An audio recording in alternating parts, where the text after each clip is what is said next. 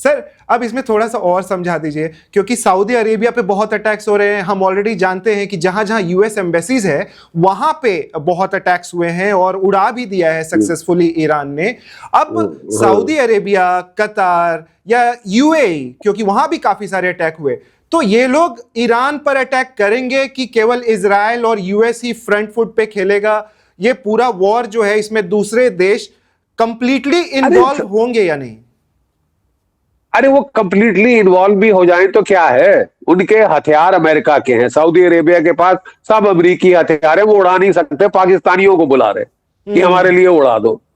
अरे क्यों, तो आप क्या करोगे यार, आप क्या क्या करोगे? और क्या पाकिस्तान के अंदर जो आम जनता है वो बर्दाश्त करेगी कि ये हरामखोर जो बैठा है वहां पे मुल्ला मुनीर ये बातें कर रहा है कि हम मुस्लिम देश, हम मुस्लिम नेटो, और सबसे पहले ईरान पे हमला करने ये पहुंच रहा है जी। ठीक है, अपना एयर स्पेस इसने दिया है। ईरान ने कहा है हमने भी नोट करके रखा है डायरी में तेरा नाम, तेरे पे भी आते हैं मिसाइल, तो कर सकते हैं अटैक। अफगानिस्तान से लड़ नहीं पा रहा, हाँ क्यों नहीं कर सकते? ऐसी कौन सी बड़ी बात है, पहले कर चुके हैं जी, याद होगा 2 साल पहले। हाँ जी, तो देखिए साहब बात ऐसी है, अब आप बाकी सब की बात छोड़िए, हम दुनिया भर की बातें करेंगे, आप प्लीज भारतवर्ष की बात करिए।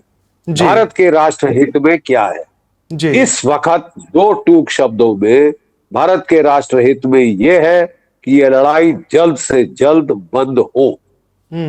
अगर मोदी जी इसको बोलेंगे तो दुनिया सुनेगी, दुनिया सुनेगी। जैसा रशिया यूक्रेन वॉर में हुआ।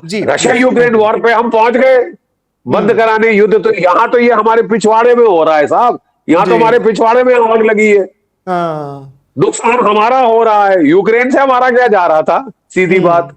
वहां तो हम पहुंच गए, तो यहां क्यों नहीं? ये भी थैंक यू बोलेंगे, इनको भी ऑफ रैंप चाहिए होगा 2 दिन के बाद। ठीक है ना साहब, अभी तो ताजा ताजा है, तो लड़े जाओ, कोई फिक्र नहीं। जरा और लाशें टपके तो फिर देखो ना साहब क्या हाल होता है। 12 दिन के बाद पिछली बार इजराइल ने सीज फायर मांगा था, आप जानते हैं जी? नहीं, इजराइल के लोग भी बेचारा छोटा देश है, हमारे एक्चुअली इजराइल के प्रति मेरे को बहुत सहानुभूति है। हर लड़ाई में उन्होंने हमारा साथ दिया है। हम फौजी जानते हैं कि अपने बेस्ट इक्विपमेंट वगैरह वो दे रहे, ठीक है, वो वहां से आ रहा, तो इजराइल के लिए सहानुभूति है।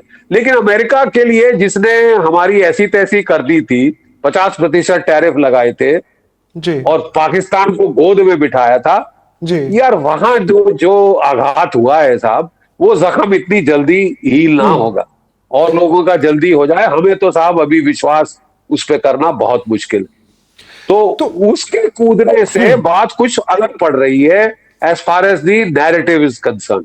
नैरेटिव ये है कि वेनेजुला को पीटा, ईरान पे चढ़ गया, क्यूबा को मारने की बात कर रहा है, ग्रीनलैंड, अगला कौन आ रहा है? भारत जी। और उस वक्त आप क्या ट्रंप की वाह करेंगे?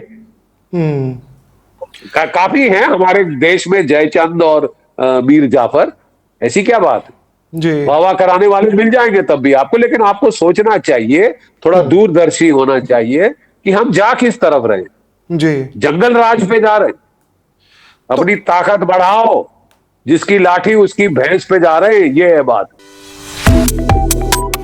Subscribe to One India and never miss an update. Download the One India app now.